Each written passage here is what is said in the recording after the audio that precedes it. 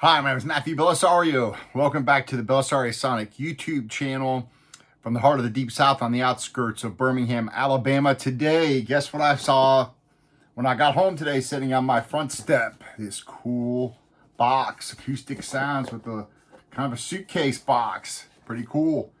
In this is my new Thelonious Monk Riverside box set that I'm going to do a quick unboxing overview for you guys who are considering possibly buying this. And also, of course, you guys know that they are putting them out in individuals here. I think on Friday, this Friday, they're coming out.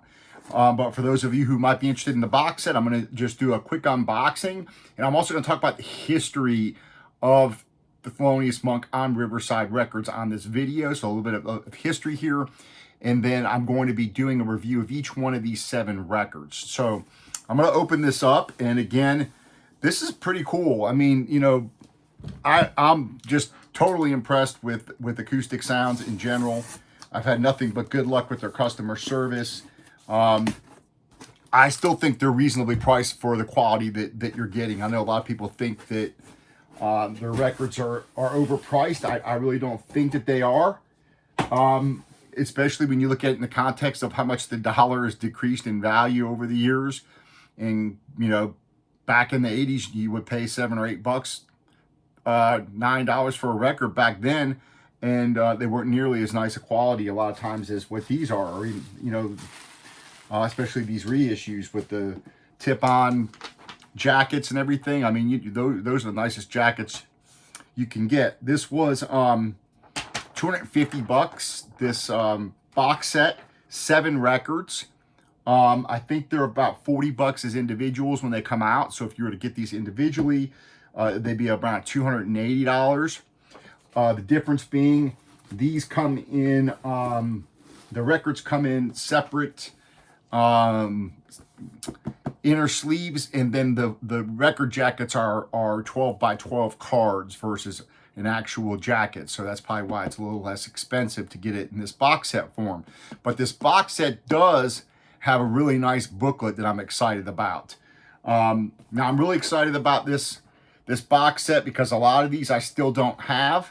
I do have a couple of them, and when I do the reviews, I'm going to do a comparison. For example, I've got an original copy of the Black Hawk, and that's one of the records that comes in this. So I will do a comparison on those. I think that'll be fun. But this is a 180-gram 7 LP box set containing Brilliant Corners, Monk's Music, Thelonious Monk and John Coltrane, Thelonious in Action, Mysterioso, 5 by Monk 5, and then the Black Hawk. Contains 12 by 12 inserts, replicating the jackets. These are all mastered from the analog tapes by Kevin Gray, pressed at QRP. And these were all recorded and released between 56 and 61 on Riverside Records. I believe that he did about 15 records with Riverside over that period, and these are 7 of those. So I'm going to go ahead and open this up and show you guys this and talk about each of the records briefly, and show you what you get inside and what everything looks like. And let's see. This is a regular... I don't know if I'm going to be able to really save the hype stickers on this or not, but I'm going to try. I always try to peel them off and re-stick them. On these, I'm probably not going to do that. So what I'll do is I'll probably cut these with the razor real quick. So if you're not too familiar with Monk on Riverside, he was one of the main first artists that they signed. Riverside Records was only in business from 53 to 64, so just over 10 years before they went bankrupt. And one of the owners, their 2 founders, Orrin Keep News and Bill Grauer Jr., were the 2 founders of Riverside, and Bill Grauer died of a heart attack, and that's kind of what ended the whole thing. There's the hype sticker, so I'll just stick that in the box there. I like to save those. And then let me open this up and show you the records. Let's see if this other sticker will come off or not. So pretty excited about these. A lot of these I did not have on record. I had some of them on CD. Let me go ahead and open this. But a lot of these I did not have on record. So I had to decide whether or not I was going to get like 5 of them as singles, or do I get the whole box set. And I just went ahead and pulled the trigger on the box set and got them all. And again, I like the way that the booklet look that comes with it. And to have all of them in one box set's kind of nice too. Space-wise, they take up less space this way.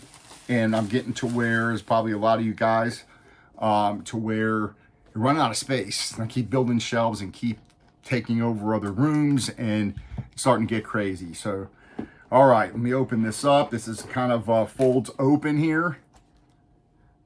And you've got the book here sitting on top. Really nice, fairly thick booklet here. I'll show you that here in a little more detail. You've got, again, 7 records. And next here, laying on the top, are all of the album 12x12s. And again, talking about it taking up less room. You've got the records in the QRP inner sleeves here, all stacked in the box. And then you've got the 12x12 album replicas of the album cover, and then on the back you've got the liner notes, the back of the album. So all the information you would normally have, not a nice thick card stock, you know, they're pretty nice printouts. So if we're going in order, there's 7 albums. Of course, if you know, Monk began recording, I think, with Coleman Hawkins, was basically active between 1933 and 1976.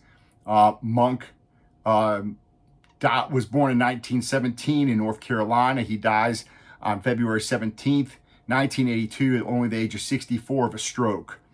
He was on Blue Note Records, Prestige Records, Riverside, and of course Columbia, and then a couple of small labels as well. If we're going in order here of release, Brilliant Corners, I think, would be your first album. So that would be this one. And Brilliant Corners, recorded in 56, released in 57. This is mostly his own music, and of course the famous story of the complex title track where they had Sonny Rollins on it. It was very difficult to play, and they had to have the song edited together in order for it to come out the way they wanted it. But this was probably his first commercial success, was Brilliant Corners. And on here you've got Ernie Henry on alto, saxophone. Sonny Rollins is playing tenor on this album. Oscar Pettiford, bass. Max Roach is playing on this. Clark Terry's playing on this. Paul Chambers. On these 7 records, there are a lot of cool players playing on this. I mean, you've got Clark Terry playing on these sessions. Sonny Rollins, Coleman Hawkins, John Coltrane, Wilbur Ware, Shadow Wilson, Johnny Griffin, Charlie Roos, Harold Land, Max Roach, Art Blakey, Art Taylor, Billy Higgins, Roy Haynes, Thad Jones. The list goes on. A ton of great people playing on these albums. So this would be a great set. I think for those just getting into jazz, bebop jazz, that this set would be a fantastic set to get. Next in line would be, let's see here. Kind of made up a little sheet here, make sure I don't miss anything. Monk's Music is the next one. The Thelonious Monk Septet, which you have Coleman Hawkins and John Coltrane on here, recorded in New York City on June 26, 1957, and released in November of the same year. And this was the first Riverside Monk album that was released in both mono and stereo. Stereo version came 9 months after this mono record. And anyways, that's just a little bit of background on that. And a lot of people say that the stereo mixes really completely different sounding than the mono, not just in manner of stereo or mono, but that it was a completely different setup of microphones and all kinds of other things, the way they were placed. And so you have a much different sound between both of these. So these Riversides are pretty neat.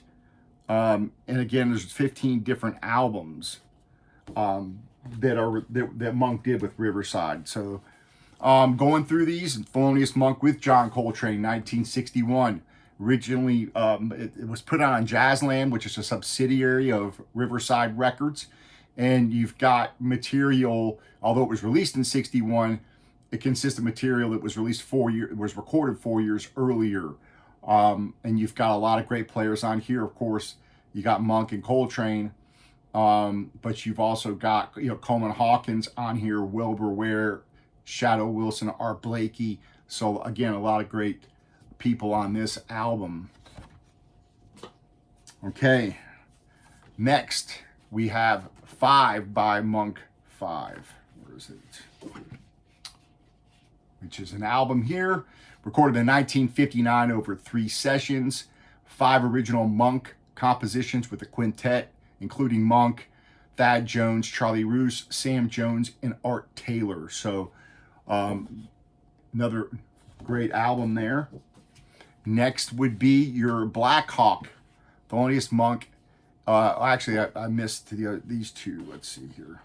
Skipping over.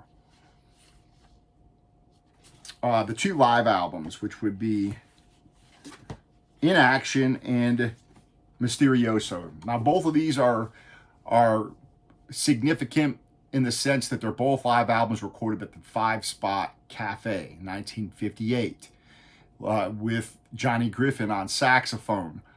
And this came out first, In Action, and then Mysterioso came out. But both of these are live.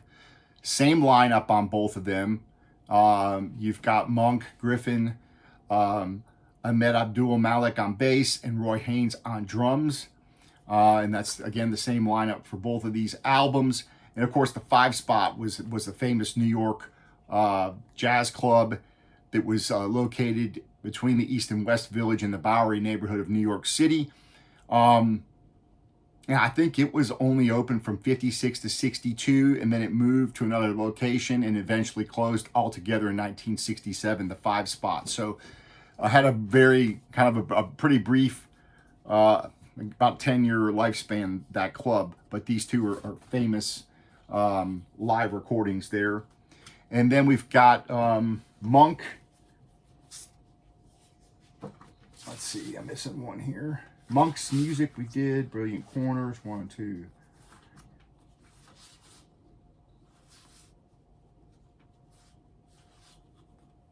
And we have the Black Hawk, which is recorded on April 29th, 1960 in San Francisco.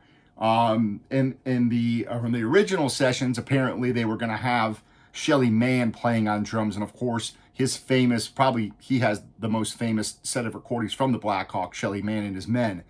But they did not, something happened there. They didn't get along. They weren't playing well together. So Keep News calls in Billy Higgins at the last minute to come in instead of Manne.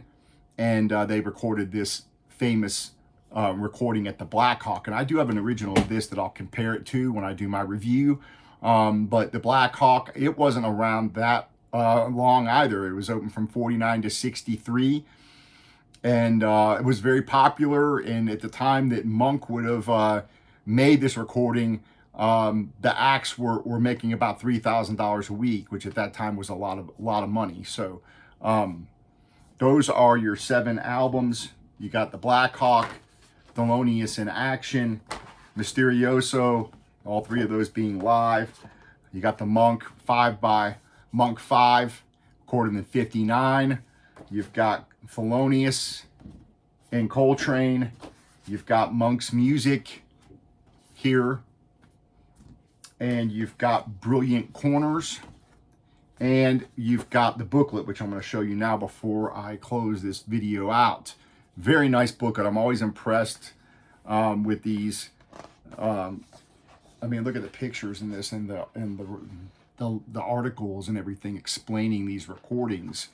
It's another reason why I opted for the box set, because I don't think you're going to be able to get this otherwise if you buy them individually. So you've got nice pictures here.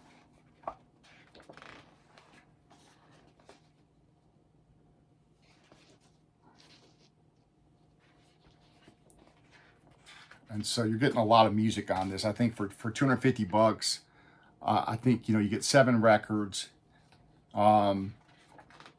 This nice box set with the booklet and everything. So I'm really excited about this. I'll be doing, again, a review on every one of these recordings. So there'll be 7 videos coming out reviewing each of these. And I think that'll be helpful for you guys even if you're looking to buy the individuals, because you might be interested in not getting the box set, but maybe you want to pick up one of these 7 as they're released individually. And again, I think that's coming this Friday. So stay tuned for that. I've got some other record reviews coming up.